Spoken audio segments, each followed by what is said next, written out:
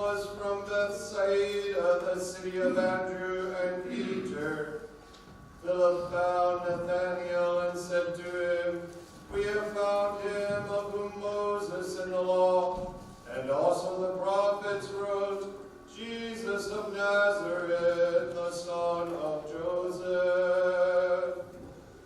Nathanael said to him, "Can anything good come out of Nazareth?" Philip said to him, "Come and see." And Jesus saw Nathanael coming to him and said of him, "Behold, an Israelite indeed, in whom is no guile." Nathanael said to Jesus, "How do you know me?" And Jesus answered him, "Before Philip called you, when you were under the fig tree, I saw you."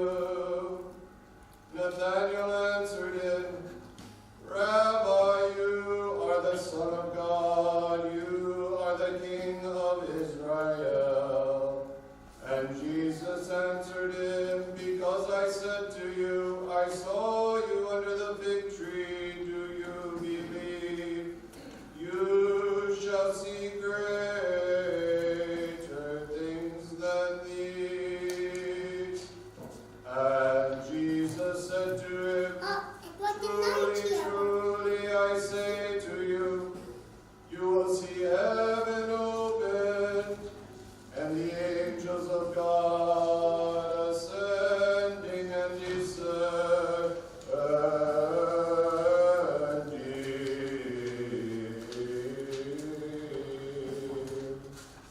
upon the Son of Man."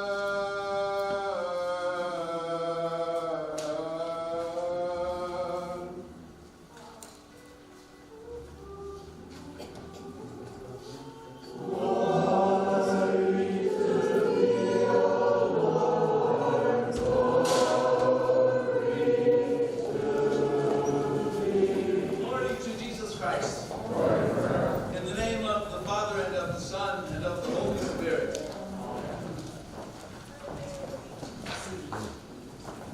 So before church started today,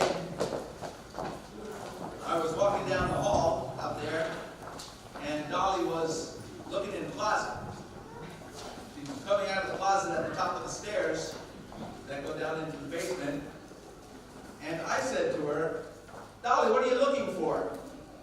And she said to me, "I'm not looking for anything. I'm watering the flowers." Now that's a simple little exchange, but it gives us a small clue, just a little hint into why life is as difficult as it is. Because as useful as my mind is in coming up with answers to things, it's also very good at making assumptions about what I know and what I don't know. So I saw her coming in the closet, and thought she was looking for something. And I didn't say, "What are you doing, Dolly?" I said, "What are you looking for?" Which is a pretty big assumption. Now when we look and see the ways that we do that, because that's what's constantly going on inside our heads for us. Our minds are constantly figuring things out, interpreting things for us, giving us answers to questions that aren't even good questions. And so when we look at how that applies, even when we come to our lives in the church and our contemplation of God, it gets worse. Because while I might have small misunderstandings of the things that go on during my daily life, when it comes to the things of God, I might be misinterpreting and misunderstanding and missing a lot more. So we look at a day like this when we come together, and one of the things that we can misinterpret, because as today we know, we begin celebrating the Divine Liturgy of St. Basil. And what does that mean? Well, I say St. Basil liturgy, and some of us go, because it's longer. It means a lot of words. How many of you had that little experience right now? St. Basil's liturgy. Oh, no. So we heard, let's see, they were stoned. They were sawn in two. They were killed with a sword. They went about in skins of sheep and goats, destitute, afflicted, ill-treated, of whom the world was not worthy, wandering over deserts and mountains, and in dens and caves of the earth. And all we have to do is St. Basil's liturgy. No, that doesn't excite you. It's very good news to me. I would much rather spend a little extra time in church than have to go through some of the things that our forefathers went through in terms of bringing the faith to us. And when we look at what has happened to us, there's a couple things. One is we're going to do a procession at the end of church with the icons, with the children bearing the icons. And it's going to be a commemoration of the restoration of the icons that had been removed from the church for somewhere between, 100, 120 years. There was a squabble, a big squabble, where people did die because what was happening to them was all about what's really true. And so over time, people gave their lives for the restoration of the icons into the church. And we can look and see what a wondrous, beautiful sight we have in our church, but it wasn't always that way. When we hear of these people who were so mistreated, who were tortured, who went through all kinds of things, we would notice that the early church experience, the early Christian experience, would not have been a very happy one. It would have been a very difficult one, which is how we get so many of the martyrs who we reverence, as people who are good examples to us. Because we know that their Christianity, their church, their worship would have been very different than ours. Because while we may have some concerns over security and things like that brought on by the dangers of the time we live in, theirs would have been a weekly thing that the authorities could have been looking to them. The good guys, the people in charge, the government, the police would have been looking for them. And so their worship would have been a little bit more subdued, a little smaller, a little more personal, I would imagine, given that they were risking their lives when they worshiped, depending on the level of persecution that was going on. Now, we look at what happens once the church becomes first tolerated and then becoming the religion of the land, of the kingdom, of the empire, where everybody wants to jump on board, and churches start to be built, wonderful, marvelous edifices to God. But something starts to happen, because what would have been very kind of integrated for early Christians starts to separate. And we know the line ends up being a delineation between what we would call the monastic tradition, the monks and nuns up in their monasteries, and the parochial, the church tradition, which would have been us. And so what we would see is that the glory of the church, the beauty, the beautiful choirs that would spring up out of these traditions, all the kind of art that springs up when the church gets to be a public kind of venue, not in the spiritual sense, but in the fact that people could walk there and see. It would have been a beautiful looking thing, and sounding thing, and smelling thing. It would have been most marvelous. But what happens over time is that we start to confuse or lose why we began to do those things in the first place. And we end up wondering, how come? Why does it feel less than glorious to me? Why does it feel that 10 minutes extra in the church, or 15 minutes, or God forbid, a half hour, of my life spent in worship is so, such a struggle. And it happens because we can't split the church like that. That when we look at how we have our own interior and we have our exterior. And what do we pay the most attention to? How many of us spent 15 minutes, 20 minutes, a half hour, maybe an hour getting up? We compute what our day is going to look like. And we know that, let's see, a shower, half hour, shave, 10 minutes, we go down that line. And we all have our routines as to what we're going to look at on the outside. And how's the inside? Well, we don't really worry about it, because nobody really sees my inside, do they? If I put on a happy face, then everybody thinks things are fine. And maybe if I look in the mirror and see a smile and something that looks kind of okay, maybe I can even fool myself. So I found myself this morning downloading from audible.com The Emperor's New Clothes. What a remarkable story. I listened to it 3 or 4 times this morning. What an amazing parable of the human dilemma. The emperor starts out when he hears that these 2 rogues have come to town, these weavers, who can weave a magical cloth.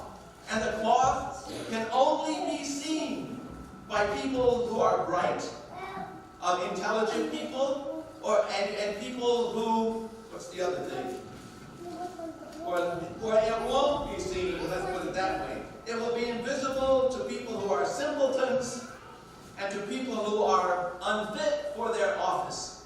So the first thing that crosses the emperor's mind is that, if he has some of this fabric woven for him, he'll know the people in his circle who are either simpletons or not fit for their office. And then, when the people of the empire hear about this, they say the same thing. They basically want to know, ooh, now we can know what our friends really are like. Are they as smart as they seem? Are they as good as they seem? Are they as fit for their high office as they seem, or not? And then as the story goes on, we all know how it ends up, where a small boy says, but the emperor has no clothes. He's not wearing anything. And then all the people say that, and the simplicity of the child kind of breaks the spell of it all. And nonetheless, what does the king do? The procession must go on. And so he continues in his nakedness, walking, processing, in the parade that was going on that day. What a great description that is for us, I think, if we're going to be a little honest. And it might be the only thing that we're really called on to come and confess when we participate in that sacrament. Because if we're going to struggle to be honest, we're not real sure who or what we are, but we don't really care about that as long as it looks pretty good. And so the calling that we have, which we had some pretty good for us attendance at the Canon of St. Andrew, where we hear words like, I lie naked, having torn up the garment which my Creator fashioned for me in the beginning. I'm ashamed, for the serpent deceived me, and my garment lies in tatters. I lie naked and ashamed, deceived by the beauty of the tree which I saw in the middle of the garden. All these themes of those things that cover us, and how our baptismal garment is now dirty and in tatters, and how we're naked. But we march on, don't we? We process on. We put that smile on our face and wonder why things aren't going as well as they ought to be. And what we're missing, as I touched on before I told the little story, we have a rock-solid tradition and foundation in our spiritual path as Orthodox Christians. It is basically the monastic tradition. It's the tradition of prayer. It's how to pray, and it's the practice of prayer. And coming to church doesn't give us that. And having lots of icons in our churches and in our homes doesn't give us that. And having wonderful garments to wear doesn't give us that. What will give us souls that shine with the light of Christ is practicing these things. And that's where it gets hard. Because that's what the church gives us when she gives us services like St. Basil's liturgy, longer, processions to do, things to listen to, pay attention to, things to sing. I'll pass out who is so great. Because, even, again, in the wonderful way that we're so used to choirs singing, we've lost the ability to sing ourselves. And that's a very sad and unfortunate thing when we don't sing. I remember my mother once talking about how there's less birds in the world.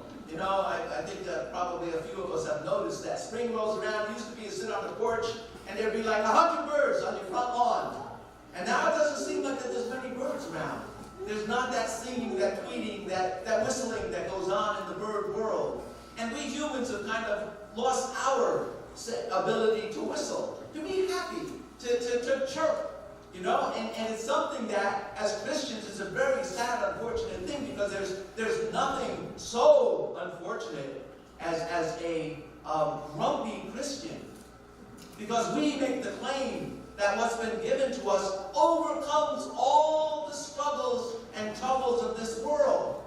And then we dress up like that, and we adorn our buildings like that's the case, and we do all kinds of wonderful things like that's the case.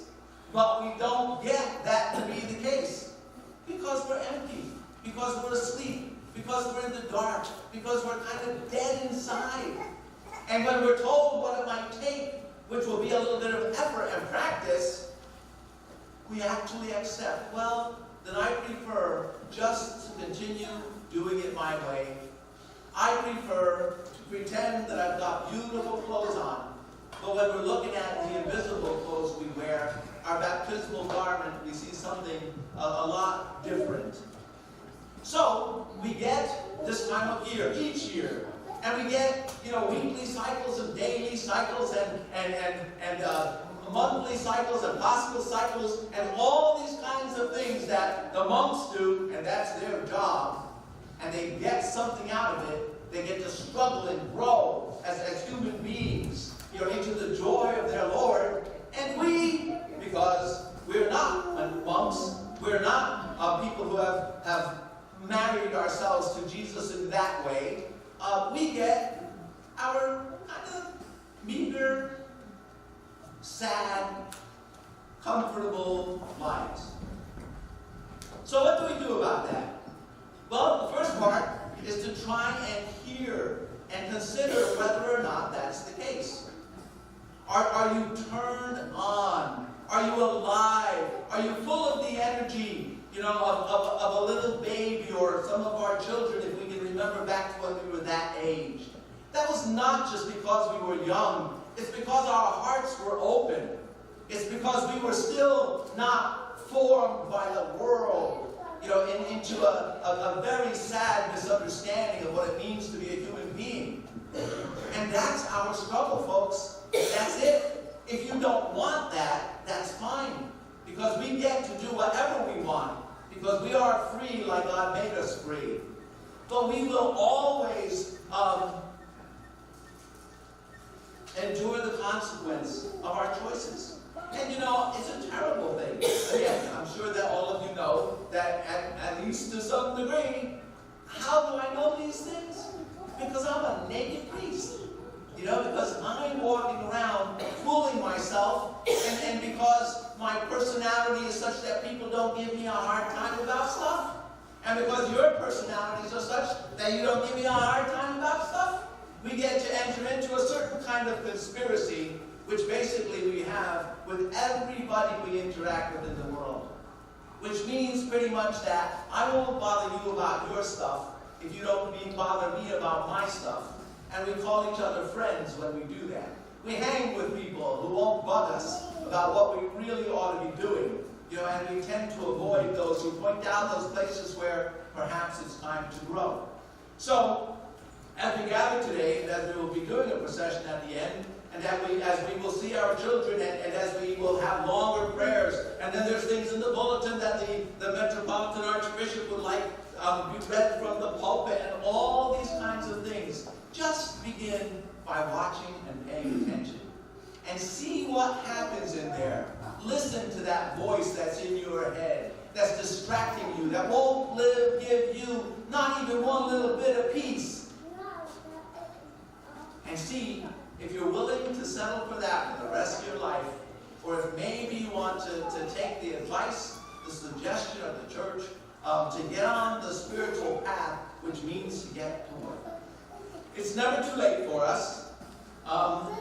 Some of us, it might seem like it's a little late, but I know that when I'm not very energetic, it's usually because I've buried things and I've stopped paying attention to something. It's not because I'm getting old. It's not because I'm wearing out. Not the kind of let's say, lethargy I may experience at times. And I would, again, venture a guess that I'm not that different than all of you.